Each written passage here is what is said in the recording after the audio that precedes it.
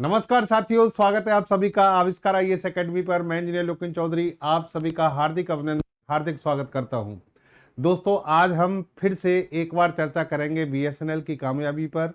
BSNL ने Tata communication के साथ मिलकर एक नई घोषणा की है और ई सिम यानी एम्बेडेड सिम लॉन्च की है। ये क्या होती है? जो आज तक आप यूज करते आ रहे हैं फिजिकल जो सिम कार्ड, जिसे हम सब्सक्राइबर आइडेंटिटी मॉड्यूल के नाम से जानते हैं, उससे ये कैसे अलग है? ये जो टेक्नोलॉजी है, इसके माध्यम से आपके जीवन में क्या बदलाव आने वाला है? यानी जो सिम कार्ड आप यूज करते आ रहे हैं, क्या वो आपको चेंज करना पड़ेगा? क्या ये नेसेसरी है? आपके ऊपर कोई बाउंडेशन है या फिर ये आपके लिए एक नई सहूलियत है? तो टेक्नोलॉजी को इसे आज आपको यहाँ समझाएंगे। और जो भी आप इस समय सिम यूज कर रहे हैं या किसी भी नेटवर्क के आप उपभोक्ता हैं, चाहे जियो, एयरटेल या फिर वीआई या फिर आप बीएसएनएल यूज कर रहे हैं, तो आपको ई सिम कैसे प्राप्त हो सकती है और इससे आपको क्या फ़ायदा होगा, इन सभी पॉइंट्स पर हम चर्चा करेंगे, डिटेल में समझेंगे इसको। और समझिए कि अभी तक ये मार्केट में क्यों नहीं थी और अब बीएसएनएल के द्वारा अचानक इसकी घोषणा कैसे की गई है। पहली बात तो मैं आपको बता दूं कि 2018 में जब नेशनल डिजिटल टेलीकम्युनिकेशन पॉलिसी आई थी, तो उसी समय ई सिम का प्रावधान किया गया था। यानी ई सिम जो है पहले से ही प्रावधान में थी और जियो, एयरटेल के द्वारा इसे ऑफर भी किया गया था, लेकिन इसे प्रैक्टिकली व्यावहारिक रूप से कभी लागू नहीं किया गया और उपभोक्ताओं के द्वारा इसे कभी यूज नहीं किया गया। लेकिन अब जब बीएसएनएल ने इसे एक अच्छे तरीके से प्रमोट किया है और आगे इसको लेकर आए हैं, तो इसकी चर्चाएं हैं और इसे लागू करने की बात शुरू हो चुकी है, यानी अब इसका यूज किया जाएगा। अच्छा, जो सामान्य जो सिम होती हैं और ई सिम होती है, उसमें अंतर क्या है, ये आपके लिए जानना बहुत जरूरी है। सबसे पहले आप जो खबर है, जो न्यूज है, उसको समझिए और फिर इसकी बारीकी से हम अध्ययन करेंगे, समझेंगे। देखिए, खबर क्या है? Tata communication powers BSNL pan pan India E SIM launch with move platform. Move platform किसका है? टाटा कम्युनिकेशन का है और इसके माध्यम से ये सिम डिजाइन की गई है और इसे बीएसएनएल को ऑफर किया गया है, यानी बीएसएनएल के माध्यम से उपभोक्ताओं तक ये पहुंचाई जाएगी। टाटा के साथ मिलकर पलट दी बीएसएनएल ने पूरी बाजी। डर और खौफ के माहौल में जियो और एयरटेल। देखो, जियो और एयरटेल डर और खौफ के माहौल में तो नहीं होंगे, ये न्यूज में छाप दिया जाता है, क्योंकि जियो एयरटेल के पास में ये टेक्नोलॉजी मतलब इसको लॉन्च करने में ज़्यादा समय उनको लगेगा नहीं। वो भी इसे ऑलरेडी ऑफर करते हैं पहले से ही, तो इसको प्रैक्टिकल लाने में उनको भी मतलब ज़्यादा समय नहीं लगेगा, वो भी इसका यूज कर सकते हैं उन उपभोक्ताओं के लिए भी। लेकिन फिलहाल तो ये न्यूज जो है बीएसएनएल के द्वारा, यानी ये जो ऑफर दिया गया है वो बीएसएनएल के द्वारा दिया गया है। टाटा के साथ मिलकर पलट दी बीएसएनएल ने पूरी बाजी। अब यहां पर देखिए आप, ई सिम सर्विस जो शुरू की गई है, टाटा कम्युनिकेशन का नाम भी आ रहा है और बीएसएनएल का नाम भी आ रहा है। दोनों का इसमें रोल क्या है, पहले तो वो समझिए। देखिए, एक कि भाई दोनों का रोल क्या है। दूसरी बात, ई सिम जो है हम उस पर क्यों जाएं जब ऑलरेडी हमारे पास में सिम है। आपके दिमाग में ये ख्याल आएगा कि सर हमारे मोबाइल में दो दो सिम लगी हुई हैं, तो हम ई सिम की ओर क्यों जाएं। देखिए, ये जो सिम कार्ड है वो फिजिकल का मतलब आप उसे हाथ में ले सकते हैं, टच कर सकते हैं, देख सकते हैं, महसूस कर सकते हैं। लेकिन ई सिम जो है वो आपके उसमें केवल एक क्यूआर कोड के माध्यम से जनरेट होगी और वो कोई फिजिकल कार्ड नहीं होगा जिसे आप छू नहीं सकते। आपके केवल मोबाइल में वो एक फंक्शन की तरह, सॉफ्टवेयर की तरह होगा और उसका आप उसी के माध्यम से आप नेटवर्क प्राप्त कर पाएंगे। तो कहने का मतलब, आपके दिमाग में जब ये बात आती है कि सर हम इस पर क्यों जाएं, तो इसमें एक फायदा ये है कि आप जब जो नॉर्मल जो सिम होती हैं उनको आप बार बार यूज करते हैं, मान लो करप्ट हो गई, तो आपको दोबारा से कंपनी के सर्विस सेंटर पर जाना पड़ेगा और वहां से आप उसको दोबारा से निकलवाते हैं, नई सिम लेते हैं। फिर आपको दूसरे नेटवर्क पे जाना है। हालांकि आज पोर्टेबिलिटी है, एक ही नंबर से आप अलग अलग भी कर सकते हैं, लेकिन बार बार सिम कहीं ना कहीं आपको परिवर्तित करनी पड़ती है। लेकिन ई सिम में ऐसा नहीं है। ई सिम में आपको बार बार परिवर्तन की आवश्यकता नहीं है। उसी ई सिम को जो ऑलरेडी आपके क्यूआर कोड के द्वारा आपके फोन में जो जनरेट की गई है स्कैन करके, उसी को रीप्रोग्रामिंग के द्वारा आपके लिए परिवर्तित कर दिया जाएगा कंपनी के माध्यम से। यानी अब आपके पास में फिजिकल सिम कार्ड बार बार परिवर्तित करने का जो झंझट है वो समाप्त हो जाएगा। ई सिम जो है उसी का आप अपडेशन करते रहेंगे, रीप्रोग्रामिंग करते रहेंगे और आपके लिए नेटवर्क बदलता रहेगा। ये चीज़ आपको यहाँ पर मिल जाएगी, फैसिलिटी मिल जाएगी।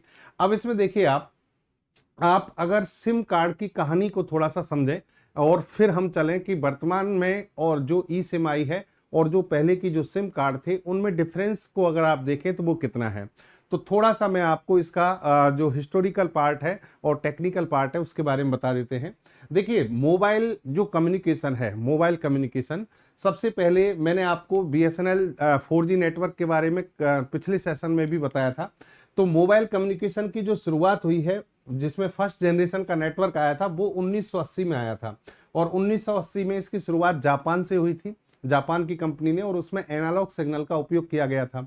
फिर उसके बाद 2G नेटवर्क के माध्यम से मोबाइल कम्युनिकेशन को शुरू किया गया, जिसमें पहली बार डिजिटल सिग्नल लाया गया और इसकी शुरुआत हुई थी फिनलैंड से। और वहां पर एक बहुत प्रसिद्ध कंपनी है नोकिया, इसका बहुत बड़ा रोल था, नोकिया कम्युनिकेशन प्राइवेट लिमिटेड। और फिर 3G 4G 5G समय समय पर आते रहे। हर 10-10 साल के अंतराल में ये नेटवर्क की जो जनरेशन्स हैं वो चेंज हुई हैं। अच्छा, फिर जब इसमें सेकंड जनरेशन की जब हम बात कर रहे हैं, सेकंड जनरेशन जिसमें डिजिटल कम्युनिकेशन की शुरुआत हुई थी, यानी डिजिटल सिग्नल का उपयोग किया गया था, उसी समय इस सिम कार्ड का भी उपयोग शुरू हुआ था, जो जिस सिम कार्ड की हम बात कर रहे हैं। लेकिन आज जो सिम कार्ड आप यूज करते हैं वो बहुत छोटे आकार का है, उसे नैनो सिम कार्ड कहते हैं। शुरुआती तौर पर ऐसा नहीं था। जब 1991 में जब सेकंड जनरेशन के नेटवर्क की शुरुआत हुई, मोबाइल की शुरुआत हुई, फर्स्ट जनरेशन का नेटवर्क बहुत धीमा था। उस समय मोबाइल का आकार भी बहुत बड़ा था, वो मोबाइल पोर्टेबल भी नहीं थे, उनको कार या घर में कहीं स्थायी रूप से लगाया जाता था, आज की तरह हम पॉकेट में रख के नहीं चल सकते थे।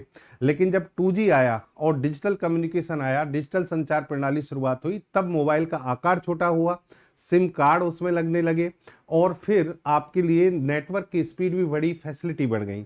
और सेकंड जनरेशन में दो महत्वपूर्ण तकनीकें आई जिनको कहते हैं GSM यानी global system for mobile communication, और एक है CDMA यानी code division multiple access. CDMA mobile भी आप लोगों में से बहुत लोगों ने यूज किए होंगे, दोनों में क्या डिफरेंस है वो आपको बताएंगे।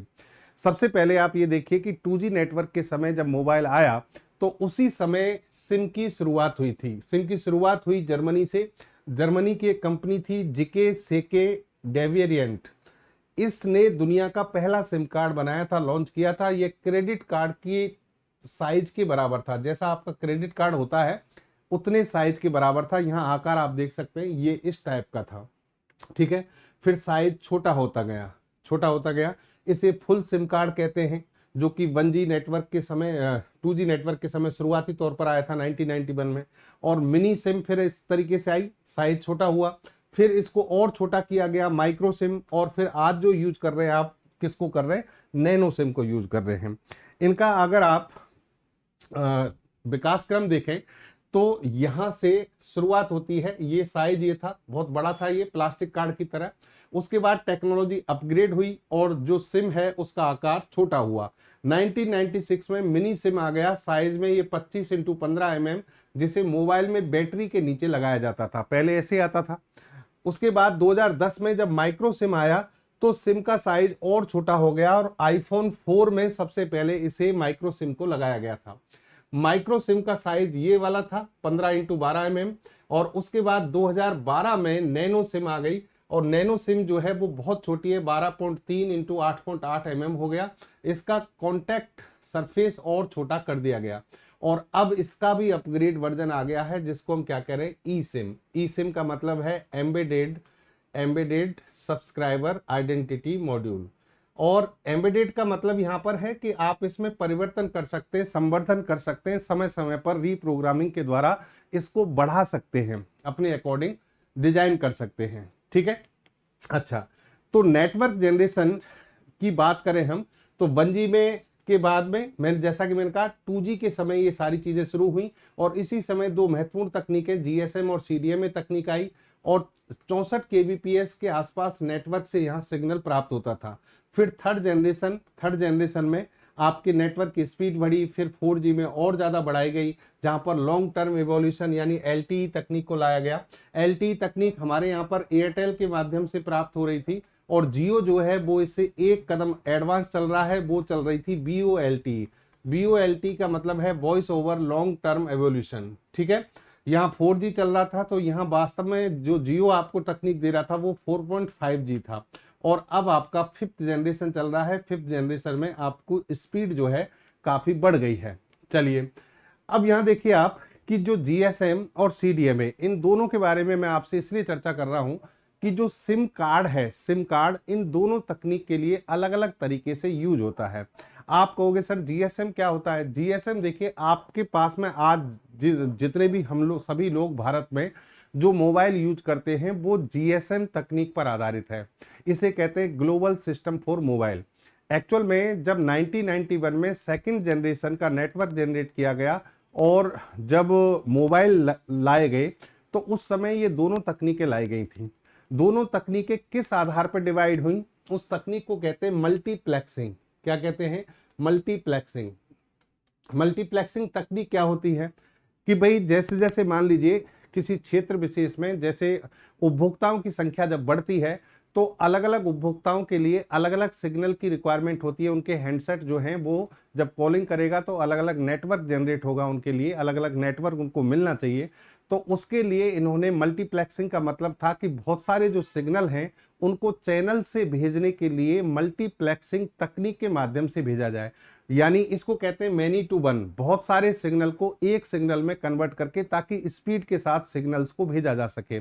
फिर इसका एडवांस रूप भी आया था जिसे हम कहते हैं GPRS तकनीक, जो कि GSM तकनीक का आज भी आधार है, जनरल पैकेट्स रेडियो सर्विस। और GPRS तकनीक के माध्यम से स्पीड को और बढ़ाया गया था। मल्टीप्लेक्सिंग जो है GSM में दो तरीके से की गई थी। जैसे मान लीजिए कोई चैनल है, इस चैनल से अलग अलग उपभोक्ताओं के सिग्नल जब भेजे जाते हैं तो उन सबको मर्ज कैसे किया जाए, मर्ज करके भेजा जाए मैनी टू वन, तो इसे कहते हैं मल्टीप्लेक्सिंग। और यहाँ पर रिसीवर पार्ट पर फिर इनको अलग अलग किया जाता है, तो इसको कहते हैं डीमल्टीप्लेक्सिंग, ताकि ये उसी रिसीवर तक पहुंच जाए जहां भेजा गया है। ये ट्रांसमीटर, जैसे आपने किसी को कॉल किया पर्टिकुलर व्यक्ति को, तो आपका सिग्नल मर्ज होके जा रहा है लेकिन जाएगा उसी के पास जिसके पास आपने भेजा है। तो इसके लिए मल्टीप्लेक्सिंग और डीमल्टीप्लेक्सिंग दोनों चीजें यूज की जाती थी, ठीक है।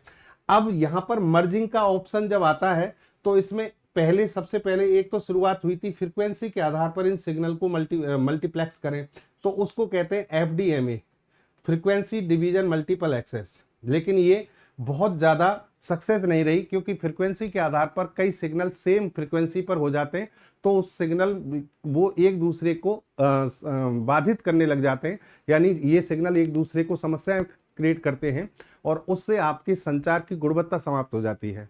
तो फिर इन्होंने यहाँ पर FDMA की जगह नई तकनीक लेकर आए जिसे कहते हैं TDMA, time division multiple access. और अलग अलग समय पर नैनो सेकंड, माइक्रो सेकंड के अंतराल के आधार पर सिग्नल को बांटा गया और समय के आधार पर इनको मल्टीप्लेक्स करके आगे भेजा गया। अब समय अलग था तो सभी सिग्नल की फ्रीक्वेंसी भी अलग हो गई और इस कारण संचार की गुणवत्ता बढ़ गई। लेकिन दूसरी तरफ CDMA तकनीक लाई गई, code division multiple access. Code division multiple access में हर उपभोक्ता के लिए एक फ्रीक्वेंसी अलॉट की गई और वो फ्रीक्वेंसी जो अलॉटमेंट किया गया वो उसके सिम कार्ड में और मोबाइल को इंटीग्रेट करके एक साथ उसमें पहले से ही रजिस्टर्ड कर दी गई। यानी जैसे आपके पास CDMA मोबाइल होता था तो उसमें जो सिम कार्ड था उसको आप बदल नहीं सकते थे क्योंकि उसी मोबाइल में और उसी सिम कार्ड में आपका इंटीग्रेशन हुआ है, आपके लिए फ्रीक्वेंसी अलॉटमेंट हुआ है। तो उसके माध्यम से आपको संचार की गुणवत्ता अच्छी मिलेगी क्योंकि आपके पास जो एलोटेड फ्रीक्वेंसी है उसको दुनिया का कोई व्यक्ति दूसरा यूज नहीं कर सकता। GSM में तो फिर भी ये समस्या हो सकती है, लेकिन दिक्कत क्या थी कि CDMA में आप जब हर व्यक्ति को अलग अलग फ्रीक्वेंसी दे रहे हैं, अलॉटमेंट कर रहे हैं, तो उसके लिए आपको बहुत ज़्यादा स्पेक्ट्रम की रिक्वायरमेंट होगी और स्पेक्ट्रम जनरेट होता है सैटेलाइट कम्युनिकेशन से, सैटेलाइट के जो वो है सेटअप से। अब भारत जैसे विशाल जनसंख्या वाले देश में इतना ज़्यादा बड़ा स्पेक्ट्रम जनरेट करना मुश्किल काम था, इसलिए भारत में CDMA तकनीक नहीं चल पाई। आज भी सीडीएमए चलती है। तो छोटे देश जो विकसित देश हैं यूरोप के कंट्रीज, उनमें सीडीएमए आज भी चलता है। सीडीएमए मोबाइल की गुणवत्ता अच्छी है, सीडीएमए मोबाइल संचार की गुणवत्ता जीएसएम की तुलना में अच्छी मानी जाती है, लेकिन भारत जैसे देश में ये संभव नहीं है। अगर पूरे तौर पर हम बात करें तो पूरी दुनिया में आज 80% मोबाइल उपभोक्ता जीएसएम का उपयोग करते हैं, जिसमें सिम कार्ड को बदला जा सकता है मोबाइल में से, लेकिन सीडीएमए में आप मोबाइल में से सिम कार्ड बदल नहीं सकते। इंटीग्रेशन एक बार जो हो गया वही रहता है हमेशा, आप नेटवर्क बदल नहीं सकते हैं। सीडीएमए के मोबाइल उपभोक्ता केवल दुनिया में 20% हैं, 80% जीएसएम में हैं। चलिए, अगर जैसे इनमें कंपैरिजन आप देखें, जैसे कि जीएसएम तकनीक जिसमें आज आप कौन सी मल्टीप्लेक्सिंग यूज करते हैं, टीडीएमए, और दूसरी तरफ कौन सी तकनीक है, सीडीएमए। तो ये सिम कार्ड पर आधारित है, ये डिवाइस पर आधारित है। आपको जो डिवाइस दिया जाएगा उसी में आपके लिए एक फ्रीक्वेंसी अलॉटमेंट हो जाएगा। यहाँ पर हिट एंड ट्रायल, यानी आप जब कॉल करते हैं तो आपको एक फ्रीक्वेंसी निश्चित होती है टाइम के अकॉर्डिंग, उसे कहते हैं टाइम डिवीजन मल्टीपल एक्सेस। यहाँ सुरक्षा सामान्य है, यहाँ ज्यादा सुरक्षित है, यानी सीडीएमए इस मामले में अच्छा है। वैश्विक उपयोग सबसे ज्यादा किसका हो रहा है, जीएसएम का 80%, 20% उपयोग किसका हो रहा है, सीडीएमए का। नेटवर्क बदल सकते हैं क्या, बिल्कुल आसानी से बदल सकते हैं। जीएसएम में आप सिम बदल सकते हैं, नेटवर्क बदल सकते हैं, यहाँ पर आप नहीं बदल सकते। आपका जो डिवाइस है वही आपको चेंज करना पड़ेगा, और इसीलिए भारत में ये सक्सेस नहीं हुई, क्योंकि भारत में इतने सारे मोबाइल उपभोक्ता हैं, हर एक को फ्रीक्वेंसी आप अलॉट करोगे तो स्पेक्ट्रम बहुत ज्यादा बढ़ जाएगा, और उसके लिए आपको सैटेलाइट, जो आपका सैटेलाइट का जो सेटअप है वो बहुत बढ़ाना पड़ेगा। रेडिएशन का इफेक्ट इसमें ज्यादा होता है, इसमें कम होता है। अच्छा, तो कहने का मतलब जो सिम कार्ड है वो कहां पर यूज किए जाते हैं, बदले जा सकते हैं, जीएसएम तकनीक में। भारत ने जब national digital communication policy 2018 launch की थी तो उसमें ई सिम कार्ड का भी प्रावधान किया गया था। ई सिम कार्ड उस समय व्यवहारिक रूप से लागू नहीं हो पाया, लेकिन अब बीएसएनएल ने टाटा के साथ मिलकर, टाटा कम्युनिकेशन के साथ मिलकर पूरे भारत में इसको लागू करने की बात कही है। पूरे भारत में इसको ये कहा है कि भारत के जो करोड़ों यूजर्स हैं वो ई सिम की सुविधा ले सकेंगे, उन सभी के लिए हम ये फैसिलिटी लेकर आ रहे हैं। ठीक है, ये जो फैसिलिटी है पूरी तरीके से जीएसएम ए द्वारा प्रमाणित है। जीएसएम ए क्या है साहब, जीएसएम मैंने आपको बताया ग्लोबल सिस्टम फॉर मोबाइल, ए का मतलब है एसोसिएशन। जैसे कि मान लीजिए ये जीएसएमए जो है ये मोबाइल के क्षेत्र में नियम और कानून बनाने वाली एक संसद है, संसद मान सकते हैं आप इसको। जीएसएमए के द्वारा जो बनाए गए नियम हैं उनको लागू किया जाता है। भारत में जैसे एक संस्था है try, telecom regulatory authority of India, तो ट्राई के नियम हमारे यहाँ चलते हैं, लेकिन अंतर्राष्ट्रीय स्तर पर जो नियम चलते हैं वो किसके, जीएसएमए के, जो कि जीएसएम मोबाइल के लिए हैं। उससे इसको प्रमाणित कर दिया गया है, यानी ई सिम को प्रमाणित किया गया है। चलिए, और ये जो ई सिम है इसे टाटा कम्युनिकेशन का एक प्लेटफॉर्म है मूव, इसके माध्यम से बीएसएनएल को ऑफर किया गया है, यानी उसके माध्यम से इस तकनीक को आप यूज कर पाएंगे। ठीक है, अब बात आती है क्या है बीएसएनएल की ई सिम सर्विस और क्यों है खास। बीएसएनएल की ई सिम सर्विस जो है पूरे भारत में उपलब्ध होगी, और ये फिजिकल सिम कार्ड नहीं है, आपको केवल एक क्यूआर कोड स्कैन करके मोबाइल नेटवर्क एक्टिवेट किया जा सकता है। यानी एक क्यूआर कोड होगा, उसको आप स्कैन कीजिए और उससे आपके मोबाइल पर नेटवर्क आ जाएगा। ये जो सिम कार्ड है फिजिकल सिम कार्ड, इसकी अब आपको आवश्यकता नहीं है, और ये पहले से ज्यादा सुरक्षित और फ्लेक्सिबिलिटी होगी, इसमें कन्वीनियंस होगा, यानी पहले से ज्यादा चीजें जो हैं वो सुरक्षित हो जाएंगी और बहुत ज्यादा फ्लेक्सिबिलिटी आपको मिलने वाली है। अब यहाँ पर देखिए आप कि बिना सिम कार्ड के सिर्फ क्यूआर कोड से मोबाइल सर्विस ये चालू हो जाएगी, वो ठीक है। 2G 3G 4G आप कोई भी सर्विस यूज कर रहे हैं सभी पर ये लागू है। अच्छा, ये आप कहना चाहोगे साहब हमारे पास में जैसे मान लो 2 सिम की व्यवस्था है, तो एक आप क्या करें, ई सिम का के लिए चयन कर लें, दूसरा फिजिकल जो सिम कार्ड है आपका उसके लिए कर लें, तो ठीक है, दोनों भी एक साथ कॉम्पिटेबल होंगे, यानी दोनों भी एक साथ काम कर पाएंगे। विदेश यात्रा पर किसी भी लोकल ऑपरेटर से कनेक्ट होना होगा आसान, यानी लोकल ऑपरेटर वहां जो होगा उससे आप कनेक्ट हो जाएंगे। ये इसमें सुविधाएं हैं। अब देखो यहाँ पर जो टाटा कम्युनिकेशन है और बीएसएनएल की जो पार्टनरशिप हुई है, इसमें ये कहा है कि यूजर्स जो हैं उनको यहाँ ये तो सुविधा मिलेगी कि भाई आप फिजिकल सिम कार्ड से आपको मुक्ति मिल जाएगी। इसके अलावा एंटरप्राइज आईओटी के लिए भी ये सिस्टम भविष्य में स्केलेबल होगा। IoT क्या होता है? इंटरनेट ऑफ थिंग्स, यानी इंटरनेट से चलने वाली जितनी भी डिवाइसेज हैं उन सभी के लिए भी इस पर ये लागू भविष्य में हो जाएगा।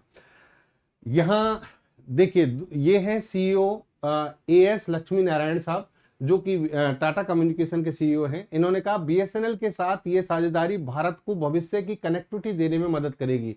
हम सुरक्षित और स्केलेबल eSIM टेक्नोलॉजी ला रहे हैं जो डिजिटल इंडिया को मजबूत बनाएगी। दूसरी तरफ यहाँ रॉबर्ट रवि जो हैं वो BSNL के चेयरमैन हैं। इन्होंने कहा है यह लॉन्च भारत की टेलीकॉम क्षमताओं को और मजबूत करेगा और मोबाइल की सेवाओं में सुरक्षा व लचीलापन बढ़ाएगा। अब लास्ट जो आपके सामने सवाल है वो ये है कि चलिए सर, eSIM हम समझ गए कि ये कोई फिजिकल सिम कार्ड नहीं है, केवल आप स्कैन करके QR कोड के माध्यम से इसे हमें दे देंगे, कंपनी के द्वारा प्रोवाइड करा दिया जाएगा। लेकिन मेरे पास में जियो का मोबाइल है, मेरे पास एयरटेल है, मेरे पास में वोडाफोन आइडिया है, तो मैं इसे एक्टिवेट कैसे करूं? या फिर आप BSNL के कंज्यूमर हैं तो इसे एक्टिवेट कैसे करें? तो उसके लिए भी कंपनियों ने अलग अलग चीजें जारी कर दी हैं कि भाई पहली बात तो यह है कि आपके पास कोई सा भी फोन हो, चाहे Apple iPhone, Google pixel, Samsung Galaxy, कोई सा भी हो, आप सभी पर इसका यूज कर सकते हैं। पहली बात तो यह है। दूसरी बात यह है कि एयरटेल, जियो, वोडाफोन आइडिया, इन सब पर यह सब ऑफर पहले से ऑलरेडी है। तो कैसे करना है आपको? अगर आप जियो के यूजर हैं तो माई जियो ऐप से रिक्वेस्ट कर सकते हैं या फिर नजदीकी जियो स्टोर पर जाकर eSIM के लिए आवेदन कर सकते हैं। और इसका पूरा सिस्टम ये भी दिया हुआ है यहाँ पर, इस तरीके से गेट eSIM लिखकर आप 32 डिजिट का EID नंबर लिखें, फिर 15 डिजिट IMEI नंबर लिखें, टाइप करें और 199 पर यहाँ मैसेज भेज सकते हैं, इससे आपको मिल जाएगा। दूसरी तरफ एयरटेल और VI के जो यूजर हैं वोडाफोन आइडिया के, ये 121 पर कॉल करके भी SMS करके eSIM के लिए आवेदन कर सकते हैं या फिर 199 पर eSIM registered email address type करके भेज सकते हैं। इस तरीके से ये आपको पूरा ब्यौरा इस तरीके से मिल जाएगा। हाँ, BSNL के आप कंज्यूमर हैं तो उसके लिए आपके पास थोड़ा सा लंबा प्रोसेस है, लेकिन बहुत ऑथेंटिक है। क्या है? BSNL यूजर्स को eSIM के आवेदन करने के लिए नजदीकी कस्टमर सर्विस सेंटर पर जाना पड़ेगा। eSIM के आवेदन के लिए KYC करवाना होगा, जिसमें आपके आधार कार्ड की आवश्यकता होगी। इसके बाद रजिस्टर्ड ईमेल पर eSIM के लिए एक QR कोड प्राप्त होगा आपको। फिर आप अपने फोन की सेटिंग में जाएं और मोबाइल नेटवर्क या सर्विस वाले ऑप्शन में जाकर ऐड eSIM या डाउनलोड eSIM पर क्लिक करें। फिर यूज QR कोड का ऑप्शन चुनें और ईमेल में प्राप्त QR कोड को स्कैन करें। इसके बाद आपको एक IVR कॉल प्राप्त होगा और eSIM प्रोसेस करने के लिए एक रिक्वेस्ट ले लिया जाएगा और प्रक्रिया पूरी होने में 4 घंटे तक का समय लगेगा। आप स्क्रीनशॉट ले लें, अगर आप BSNL के कंज्यूमर हैं तो इस तरीके से आप इसको एक्टिवेट करवा सकते हैं। ये पूरा शॉर्ट में आपको पूरा मैसेज ये दिया हुआ है प्रोसेस कि किस तरीके से ये होगा। अच्छा, इसके बाद देखिए यहाँ पर एक और चीज है, एक और चीज कि जैसे ही आपकी eSIM एक्टिवेट होगी, आपका जो फिजिकल सिम कार्ड उस जगह पर लगा हुआ था वो अपने आप बंद हो जाएगा और eSIM की जो सेवाएं हैं वो यहाँ पर स्टार्ट हो जाएंगी। दूसरी बात, ट्राई ने कहा है कि एक्टिवेशन के बाद 24 घंटे तक आप किसी को भी SMS ना तो भेज सकते हैं और ना ही SMS प्राप्त कर सकते हैं। और ऐसा इसलिए किया गया है ताकि स्वैप फ्रॉड रोकने के लिए रोका जा सके, यानी उसमें किसी प्रकार का स्वैप फ्रॉड ना हो, इसलिए ऐसा किया गया है। ये किसकी तरफ से? ट्राई की तरफ से ये नियम दिए गए हैं। किसके लिए? 24 घंटे के लिए। तो इस तरीके से eSIM कार्ड आप अपना जनरेट कर सकते हैं और eSIM का फायदा उठाइए। ये एक तरीके का वर्चुअल सिम कार्ड है, यानी आपको कहीं मार्केट से परचेज नहीं करना पड़ेगा, केवल एक QR कोड स्कैन करके आप इसे प्राप्त कर सकते हैं। थोड़ा सा प्रोसीजर है, एक बार फॉलो करेंगे उसके बाद जीवन भर आपके लिए कार्य करेगा। चलिए, ये थी एक महत्वपूर्ण जानकारी जो हमने आपको दे दी है। उम्मीद करता हूँ आपको समझ में आई होगी। चैनल पर भाई नए हैं तो सब्सक्राइब जरूर कर लें और ज़्यादा से ज़्यादा अपने साथियों तक शेयर करने की कोशिश करें, ताकि ये महत्वपूर्ण सूचनाएं जो हम लाते हैं आपके लिए वो आपके दोस्तों तक भी पहुंच जाएं और थोड़ा बहुत भला हमारा भी हो जाए, जो हम मेहनत करते हैं उसका कुछ परिणाम हमें प्राप्त हो। तो धन्यवाद साथियों, मिलते हैं नई जानकारी के साथ, बेहतर जानकारी के साथ। जय हिंद, जय भारत।